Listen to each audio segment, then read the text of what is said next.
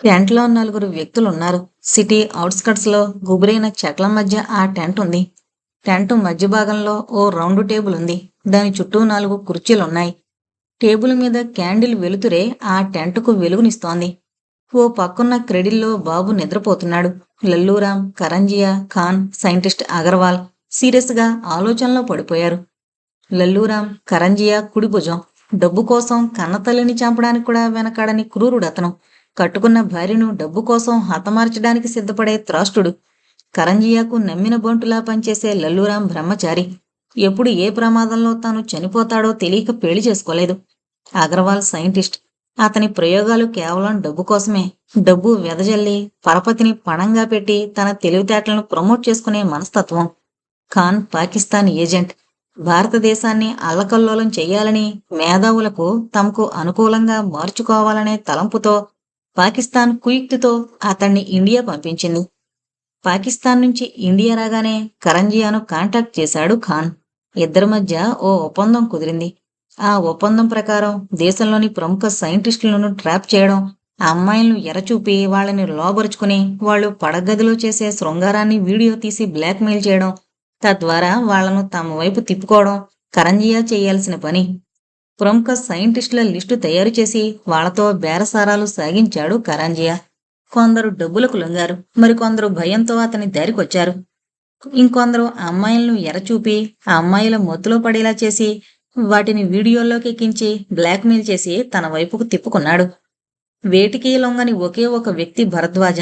అందుకే అతన్ని ప్రభుత్వం గుర్తించలేదేమో. తన థీసిస్ని, ఫార్ములాను ఎప్పుడూ ఇతరులకు అమ్ముకోవాలని చూడలేదు. తను నమ్మిందాన్ని దేశం కోసమే ఉపయోగించాలనే అతని మనస్తత్వానికి కొందరు సహ మేధావులు అడ్డు తగిలారు. క్రీడాకారులు ఆటల్లో అలసిపోకుండా స్టెరాయిడ్స్ వాడినట్టు యుద్ధంలో సైనికులు అలసిపోకుండా ఒక రకమైన కెమికల్ ఫార్ములా కనిపెట్టాడు భరద్వాజ. ఆ విషయం తెలిసిన పాకిస్తాన్ ఖాన్ని వెంటనే భరద్వాజని ట్రాప్ చేయమని పంపించింది. కరంజియా సాయం కోరాడు ఖాన్. కరంజియా డబ్బు ఆశ చూపించాడు. అమ్మాయిల వల విసిరాడు. కానీ భరద్వాజ చలించలేదు. చివరి అస్త్రంగా లల్లూరాంని ప్రయోగించాడు. లల్లూరాం ఇలాంటి విషయాల్లో స్పెషలిస్ట్. దాదాగిరీ చేయడం, విధ్వంసం సృష్టించడం అతనికి వెనతో పెట్టిన విద్య. అతనికి సెంటిమెంట్స్ లేవు. నిర్దాక్షిణ్యంగా స్కూల్ వ్యాన్ని బాంబు పెట్టి పేల్చిన క్రిమినల్ హిస్టరీ అతనుకుంది. లల్లూరాం భరద్వాజ ఇంటి మీద అటాక్ చేశాడు. అదే సమయంలో ఆ విషయాన్ని పసిగట్టిన భరద్వాజ నిండు గర్భిణిగా ఉన్న తన భార్యతో సహా పారిపోయాడు. తర్వాత సిటీ హాస్పిటల్లో ఉన్నట్టు తెలిసింది. తీరా అక్కడికి వెళ్ళాక భరద్వాజ భార్య ఓ బిడ్డను ప్రసవించిందని, ఆ బిడ్డకు 3వ కన్నుందని, దానికి అపారమైన శక్తి ఉందని భరద్వాజ మాటల్లోనే తెలిసింది. దేశ శ్రేయస్సు కోసం తన బిడ్డను కూడా చంపుకోవడానికి సిద్ధపడే భరద్వాజ బిడ్డని పాతిపెట్టాడు.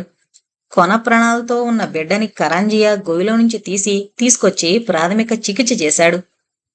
కరంజియా, నువ్వు మంచి పని చేశావు. నీ మేలు మా ప్రభుత్వం మరిచిపోదు. మనం మొదలుపెట్టిన విధ్వంసం ఇప్పుడే మొదలైంది. సుప్రీం నుంచి మాకు ఆర్డర్స్ వచ్చాయి. ఈ బిడ్డను పెంచాల్సిన బాధ్యత మీదే. అందుకు ఈ అగర్వాల్ మీకు సాయం చేస్తాడు అని ఆగి అగర్వాల్ వంక చూశాడు పాకిస్తాన్ ఏజెంట్ ఖాన్. అర్థమైంది ఖాన్ సాబ్. పూర్వం రోజుల్లో రోజూ విషాన్ని ఆహారంగా ఇచ్చి విషకన్యలను తయారు చేసిన దాఖలాలున్నాయి. అలాగే బాబును విషకుందుడిగా తయారు చేస్తాను. అతని మెదడులోని ఆలోచన కణాలను నియంత్రిస్తాను. అతనికి ఆలోచించే శక్తి లేకుండా చేస్తాను. ప్రత్యేకమైన చిప్స్ ద్వారా అతని మెదడులో సెల్స్ని ఇన్స్టాల్ చేసి మన ఆదేశాలతో అతను నడుచుకునేలా చేస్తాను. అతనికి ఆలోచించే శక్తి ఉండదు. మనం ఏది చెబితే అది చేస్తాడు. అతనొంట్లో విద్యుత్తు నిరంతరం ప్రవహిస్తూ ఉంటుంది. మామూలుగా మానవుడి మెదడు 10 వాట్ల బల్బుకు అవసరమయ్యే శక్తిని ఉపయోగిస్తుంది. కానీ ఈ భస్మ కన్ను కొన్ని వందల వాట్ల విద్యుత్ శక్తి తయారయ్యేలా తీర్చిదిద్దుతాను. క్రీస్తుశకం 1712లో జర్మనీ ల్యూబెక్ ప్రాంతంలో ఓ బాబు పుట్టిన 8 వారాల తర్వాత మాట్లాడడం ఆరంభించాడట. సంవత్సరం వయసు రాగానే బైబిల్ మొత్తం చదివేశాడట. మెక్సికో సిటీలో ఓ వ్యక్తికి కళ్ళు తల వెనక వైపునున్నాయట. వెనక నుంచి వచ్చే వాళ్లను అతడు స్పష్టంగా చూడగలిగేవాడట. ఈ మధ్య ఓ పత్రికలో చదివాను. కరెంట్ మనిషిని గురించి. అతనిని ముట్టుకుంటే షాక్ కొడుతుందట. ఒక గదిలో కావలసిన వెలుతురుకు సరిపడే విద్యుత్తు తయారయ్యే శక్తి అతని బాడీకుందట. ఇలాంటి విచిత్రాలు బోల్డున్నాయి. మానవ దేహంలో ఉన్న భాస్వరంతో 220 అగ్గిపొలాలు తయారు చేయొచ్చు. ఇవన్నీ ఎందుకు చెబుతున్నానంటే మీరు కోరిన విధంగా భస్మను తీర్చిదిద్దే బాధ్యత నాదేనని. వీటి గురించి నాకు సరైన అవగాహన ఉందని చెప్పడానికే అంటూ ఆ టేబుల్ మీదున్న బ్రీఫ్ కేసు వైపు చూశాడు. కరంజియాకు అర్థమై చిరునవ్వు నవ్వి ఆ బ్రీఫ్ కేసును అగర్వాల్ వైపు తోసి, ఓకే, ఇది అడ్వాన్సే అనుకోండి. ఇతన్ని మీ ల్యాబ్లోనే ఉంచండి. 25 తిరిగేసరికి ఇతను మిరాకిల్ పర్సన్ అవ్వాలి. శాస్త్రవేత్తల ప్రపంచం నివ్వెరపోవాలి. సైన్సుకు సైతం అంతు చిక్కని ఉద్వేగానికి లోను కావాలి. దీంతో మీ పేరు ప్రతిష్టలు ఇక్కడ ఇండియాలోనే కాదు, అక్కడ పాకిస్తాన్లో మారుమ్రోగిపోతాయి. మీకు పాకిస్తాన్ ప్రభుత్వం ప్రత్యేక గుర్తింపిస్తుంది, కరంజియా చెప్పాడు. బ్రీఫ్ కేస్ తీసుకుని ఖాన్కు షేక్ హ్యాండ్ ఇచ్చి కరంజియాకు బై చెప్పేసి బాబును తీసుకుని బయటకు నడిచాడు అగర్వాల్. భారతదేశ భవిష్యత్తును చీకటిగా మార్చాలనే ప్రయత్నంలో చీకట్లో కలిసిపోయాడు అగర్వాల్. ఆ సైంటిస్ట్ను ఓ కంట కనిపెట్టుండండి. తోక జాడిస్తే ఉస్ బద్మాష్కో మారుడాలో కరుకైన కంఠంతో హెచ్చరించాడు ఖాన్. కరంజియా తనకు ఆ విషయం తెలుసు అన్నట్టు తల ఊపాడు. మరుక్షణం ఆ టెంట్లో ఉన్న క్యాండిల్ను హుఫ్మని ఊదాడు లల్లూరాం. ఆ టెంట్ చీకటితో అంధకారమైంది. తమ మీద అనుమానం రాకూడదని ఆ జాగ్రత్త తీసుకున్నారు వాళ్ళు. ఈజీ చైర్లో వెనక్కి వాలి కళ్ళు మూసుకున్నాడు భరద్వాజ. మూసుకున్న అతని కళ్ళల్లో నుంచి బలవంతంగా బయటకు వచ్చాయి 2 కన్నీటి చుక్కలు. ఆ కన్నీటి చుక్కలు అతని చెక్కిళ్ల మీద నుంచి కిందకి జారిపోయాయి. అతని మనసు రోదిస్తోంది. పాలు తాగే వయసులో తల్లి చనిపోయినప్పుడు పాల కోసం ఏడ్చాడే కాని తల్లి చనిపోయిందని తెలిసి ఏడుపు రాలేదు. తల్లి చనిపోయిన విషయం కూడా తెలియక తల్లి స్థానాన్ని వదలడం లేదు. ఊహ తెలిసాక తన ల్యాబే తన ప్రపంచం, తన పరిశోధనలే తన ఆత్మీయ నేస్తాలు. పెళ్ళయ్యాక విశాలి తన జీవితంలో మరో భాగమైంది. పరిశోధనలో భార్య, ఈ రెండు కళ్ళని అనుకున్న పరిశోధనలే ప్రాణంగా బ్రతికాడు. ఇప్పుడు కన్నబిడ్డ దూరం అవడం అతనికి అంతులేని విషాదాన్ని మిగిల్చింది. ఈ వారం రోజులుగా జరిగిన ఒక్కో సంఘటన అతని కళ్ళ ముందు మెదిలింది. కరంజియా తనని కలవడం, తన దగ్గరున్న కెమికల్ ఫార్ములా అడగడం, తను నిరాకరించడం, తనకు డబ్బు ఆశ చూపడం, దానికి తను లొంగకపోవడం, ఓ అమ్మాయి ద్వారా తనని ట్రాప్ చేయాలని ప్రయత్నించడం, అప్పుడు తను లొంగకపోయేసరికి తనని చంపాలనే ప్రయత్నం, తను పారిపోవడం, సిటీ హాస్పిటల్లో బిడ్డ పుట్టడం, కన్నబిడ్డని తన చేతులతో గొయ్యి తవ్వి పూడ్చి పాతిపెట్టడం, గోతిలో పాతిపెట్టిన ఆ బిడ్డ మాయమవడం, అన్నీ గుర్తుకు రాసాగాయి. బిడ్డ దూరమయ్యాడన్న బాధ కన్నా ఆ బిడ్డను ఎవరు మాయం చేశారో అన్న ఆందోళన అతన్ని కలవర పెడుతోంది. లోపల పూజ గదిలో విశాలి వెక్కి వెక్కి ఏడుస్తోంది. కడుపు తీపి ఆమె గుండెను కదిలించి వేస్తుంది. బిడ్డ కోసం పూజలు చేసి వ్రతాలు చేసి నోములు నోచిన ఆ దేవుడు ఆమెకు కడుపుకోత శాపంగా అనుగ్రహించాడు. దేవుడా, నిన్ను నమ్మని నాకు శిక్ష విధించిన అర్థం ఉంది. నువ్వే దేవుడువని రోజూ పూజ చేసే నా భార్యని ఎందుకయ్యా శిక్షిస్తావు? మనసులోనే అనుకున్నాడు భరద్వాజ. అతనికి నవ్వొచ్చింది. మనిషికి బాధలోనే నమ్మకాలు పెరుగుతాయి. తల విదిల్చాడు భరద్వాజ. చెంపల మీద జాలువారిన కన్నీటి చుక్కలు ఆ గదిలో చెల్లాచెదురయ్యాయి. బాధను దిగమింగుకోవాలి. తన దృష్టిని పరిశోధనల మీద కేంద్రీకరించాలి. వద్దు, దీనికన్నా ముందు విశాలిని ఓదార్చాలి. అతను నిర్ణయానికొచ్చి లేచి భార్యున్న పూజ గది వైపు అడుగులు వేశాడు. భర్త అడుగుల శబ్దం విని పూజగదిలో మోకాళ్ళ మధ్య తలపెట్టి ఏడుస్తున్న విశాలి తలెత్తింది. నేల మీద కూర్చున్నాడు భరద్వాజ. విశాలి, నన్ను క్షమించు అన్న పదాలతో నీ కడుపు కోతకు ఊరడింపు లభించదు. మన మొదటి రాత్రి నువ్వు మాట అన్నావు, గుర్తుందా? మనకు పిల్లలు పుట్టకపోతే ఎలా? నేను సరదాగా అడిగిన ప్రశ్నకు నువ్విచ్చిన సమాధానం ఏంటో తెలుసా? నాకింకా గుర్తుంది విశాలి. నాకు ఆల్రెడీ ఓ బిడ్డున్నాడుగా అన్నావు. ఆ బిడ్డని నేనే అన్నావు. అప్పుడు చెమర్చిన కన్నీటి చెమ్మ ఇంకా పదిలంగా నా గుండె గదిలోనే ఉంది. చిన్నప్పుడు అమ్మకు దూరమయ్యాను, ఇప్పుడు బిడ్డకు దూరమయ్యాను. నిన్ను నీ బిడ్డకు దూరం చేశాను.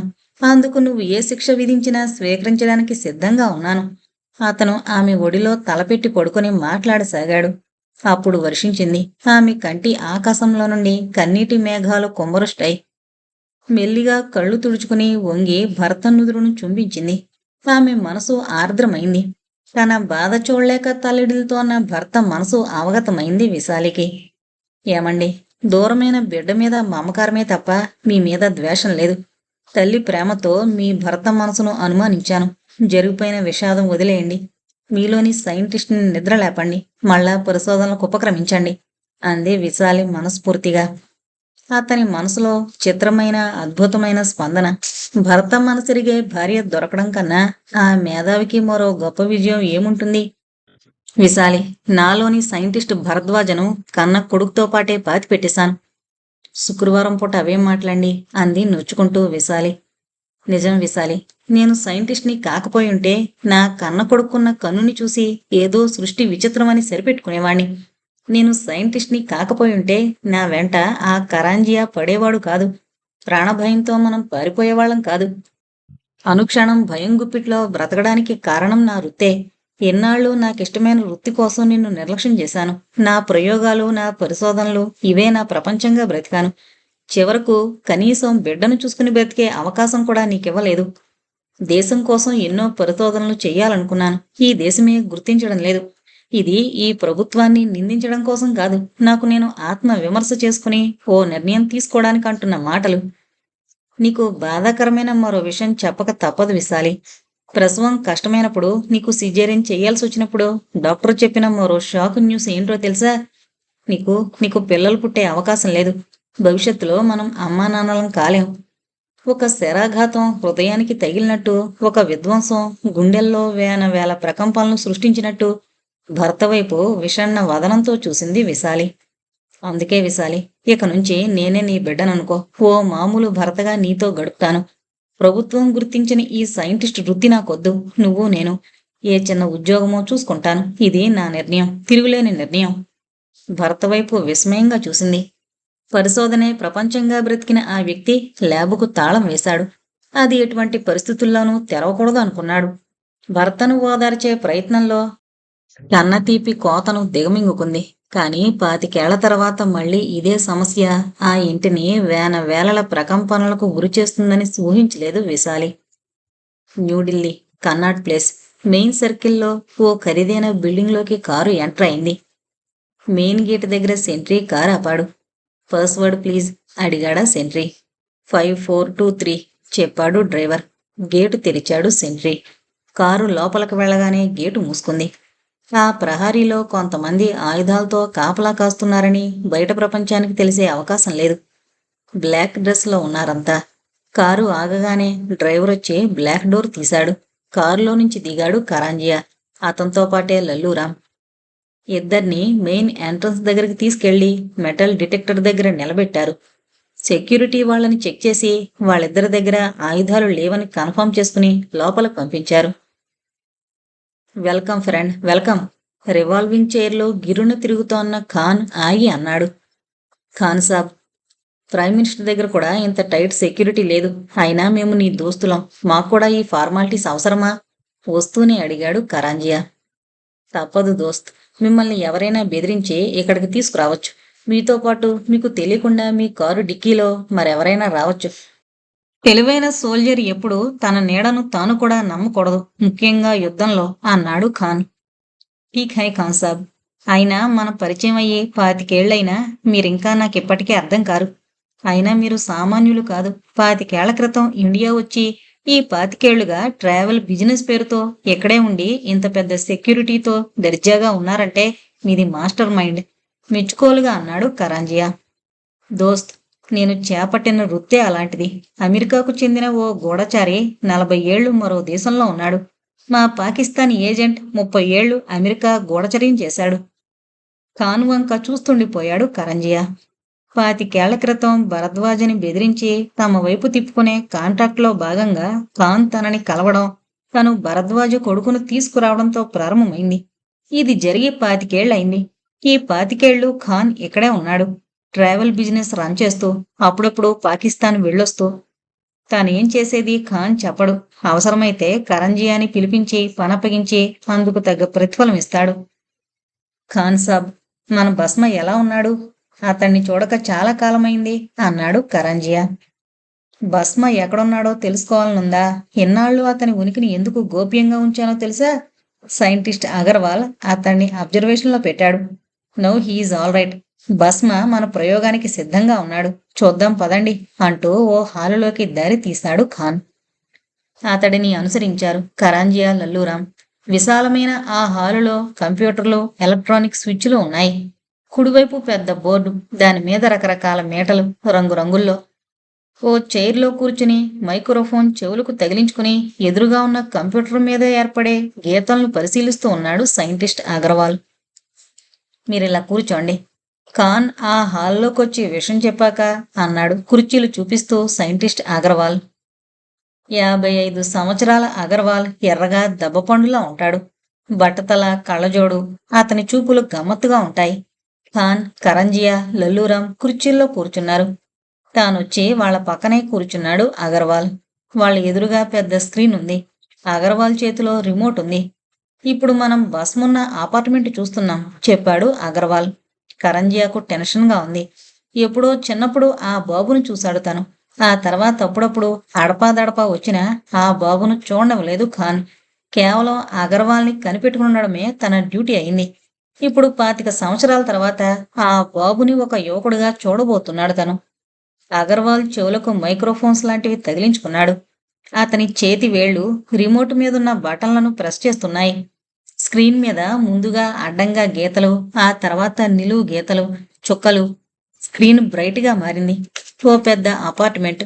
ఇది ఎయిర్పోర్ట్ ఎదురుగా ఉన్న అపార్ట్మెంట్. ఎక్కడి నుంచి చూస్తే ఎయిర్పోర్ట్ స్పష్టంగా కనిపిస్తుంది. ఇందులో 3rd ఫ్లోర్లో నెంబర్ 13 రూమ్లో బస్మా ఉంటున్నాడు. స్క్రీన్ మీద కనిపిస్తోన్న ఆ అపార్ట్మెంట్ను చూపిస్తూ చెప్పాడు అగర్వాల్. స్క్రీన్ మీద సీన్ మారుతోంది. కెమెరా ముందు కదులుతున్నట్టు దృశ్యం 3rd ఫ్లోర్కు మారింది. Room number 13. గది తలుపు మీద 13 అన్న సంఖ్య కనిపిస్తోంది. నెంబర్ 13, నవ్వి అన్నాడు కరంజియా. మామూలుగా దెయ్యాలు, వ్యాంపైర్స్ నెంబర్స్ 13లో నివాసముంటాయంటారు. హోటల్స్లో 13 నెంబర్ రూమ్ ఉండదు. ఒకవేళ ఉన్నా ఎవరూ ప్రిఫర్ చేయరు. విదేశాల్లో 13 నెంబర్ ఫ్లోర్కు లిఫ్ట్, బ్రేక్ ఫెసిలిటీ కూడా ఉండదు. తెలుసు, అందుకే భస్మను అందులో ఉంచాను. రక్తం తాగే వ్యాంపైర్కు మన భస్మకు పెద్ద తేడా లేదు. అతన్ని అలా తయారు చేయాలనే నా ఉద్దేశం. ముందు చూడండి అన్నాడు. అగర్వాల్ వాళ్ళ ముగ్గురిని మరో గదిలోకి తీసుకెళ్లాడు.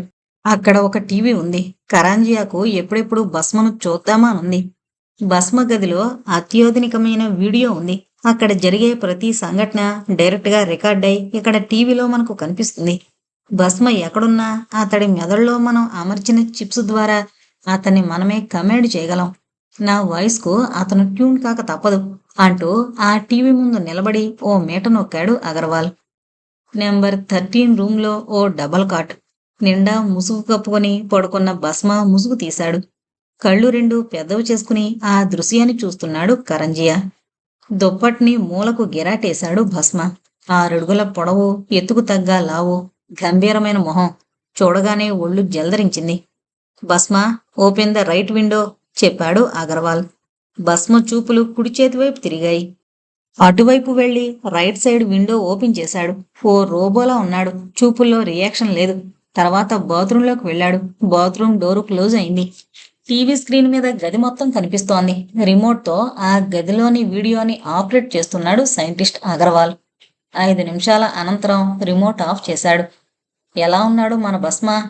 అడిగాడు ఖాన్ కరాంజియాని. సినిమా హీరోలా ఉన్నాడు, చెప్పాడు కరాంజియా. మనకు కావలసింది విలన్, అన్నాడు ఖాన్. ఇప్పుడు అతను మనం చెప్పినట్టు చేస్తాడా? లల్లూరాం సందేహంగా అడిగాడు. నో డౌట్, మనం ఎలా చెబితే అలా చేస్తాడు. అంటే అతనికి స్వంత ఆలోచన లేదా, ఉండదా? కరాంజియాలో అనుమానం. ఆలోచించే శక్తి, స్పందించే గుణం భస్మకుండవు. అతన్ని పూర్తిగా మనకు అనుకూలంగా ట్యూన్ చేసుకున్నాం. సెంటిమెంట్స్, ఫీలింగ్స్ ఏమీ ఉండవు. రొటీన్గా తన పనులు తాను చేసుకుంటాడు. మనం ఏం చెబితే అది చేయడమే అతని డ్యూటీ. దాదాపు అతని బాడీ అంతా విషపూరితమే. అతన్ని పాము కాటు కూడా ఏమీ చేయలేదు. 1000 వోల్టుల విద్యుత్తును తాకినా అతనికి ఏమీ కాదు. అతని బాడీ ఇంచుమించు బుల్లెట్ ప్రూఫే. బుల్లెట్ తగిలినా అతని బాడీ చెక్కు చెదరదు. మై గాడ్ అన్నాడు కరాంజియా సైంటిస్ట్ అగర్వాల్ చెప్పిన మాటలు విని. ఇవి చాలా చిన్న విషయాలు, సాంకేతిక పరిజ్ఞానం సాధించిన విజయాలు, గర్వంగా నవ్వుతూ అన్నాడు. సైన్సును విశ్వశ్రేయస్సుకు కాకుండా విశ్వనాశనానికి ఉపయోగించే అగర్వాల్ పెదవుల మీద విషపూరితమైన చిరునవ్వు. భస్మను ఈ రోజే రంగంలోకి దింపుతున్నాం. కిన్నెర బ్యాంకును ఈ రోజు దోపిడీ చేస్తున్నాం. జస్ట్ రైలుగా అన్నాడు ఖాన్.